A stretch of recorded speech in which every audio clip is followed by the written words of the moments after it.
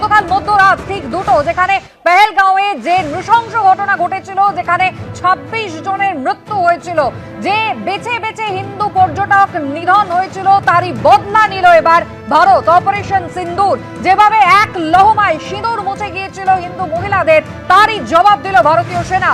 Rafale দিয়ে পাক অধিকৃত কাশ্মীরে জঙ্গি ঘাঁটি গুঁড়িয়ে দিয়েছে বায়ুসেনা। ১৫ দিনের মাথায় ২৬ জনকে খুনের বদলা নিয়েছে সেনা।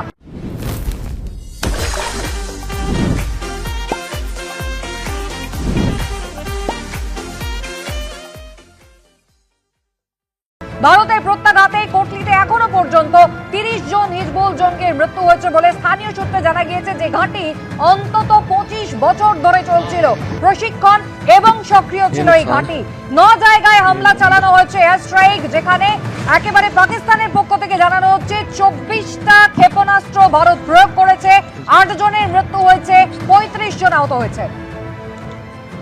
সরাসরি এবার আপনাদের নিয়ে যাব, আমাদের প্রতিনিধিরা আমাদের সঙ্গে রয়েছেন। একেবারে কার্গিল সেক্টর থেকে রয়েছেন আমাদের প্রতিনিধি, অন্যদিকে কাশ্মীর থেকে আমাদের অন্য প্রতিনিধি রয়েছেন। পাক অধিকৃত কাশ্মীরে এয়ার স্ট্রাইক হলো, জঙ্গিদের ৯টি ঘাঁটি ধ্বংস হয়েছে ভারতের পক্ষ থেকে জানানো হয়েছে, যদিও পাকিস্তান বলছে ৬ জায়গায় হামলা চালানো হয়েছে।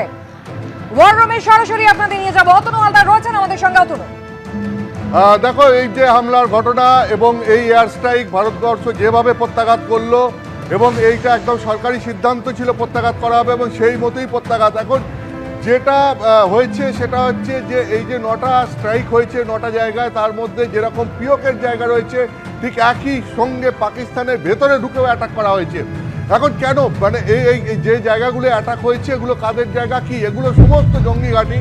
তুমি যদি দেখো যে 2016 সালে যখন উড়িতে সেনা ছাউনিতে অ্যাটাক হয়েছিল, তার ঠিক 10 দিনের মাথায় তখন ঠিক একইভাবে সার্জিক্যাল স্ট্রাইক হয়েছিল। 2019 সালে যখন তোমার পুলওয়ামাতে অ্যাটাক জঙ্গি হামলার ঘটনা ঘটেছিল সিআরপিএফের ওপর, ঠিক তারপরেই বালাকোটে এয়ার স্ট্রাইক হয় 12 দিনের মাথায়। আর এবার ঠিক 14 দিনের মাথায় আবার এয়ার স্ট্রাইক হলো এই পেহেলগাঁও অ্যাটাকের ঘটনার পর।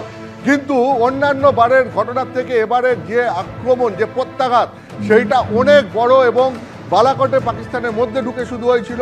সার্জিক্যাল স্ট্রাইকের সময় শুধুমাত্র পিওকের মধ্যে হয়েছিল, এবারে পিওকের মধ্যে এবং পাকিস্তানের মধ্যে ঢুকে 2 জায়গাতেই অ্যাটাক হয়েছে। এবং কাদেরকে টার্গেট করে অ্যাটাক হয়েছে, এক হচ্ছে মাসুদ আজহার, আর অন্যদিকে হচ্ছে গিয়ে হাফিজ সঈদ। মাসুদ আজহার হচ্ছে জৈশি মোহাম্মদ, এই যে পাক মদতপুষ্ট জঙ্গি সংগঠন, তার প্রধান। অন্যদিকে লস্করের প্রধান হাফিজ সঈদ, তাকে টার্গেট করে হয়েছে।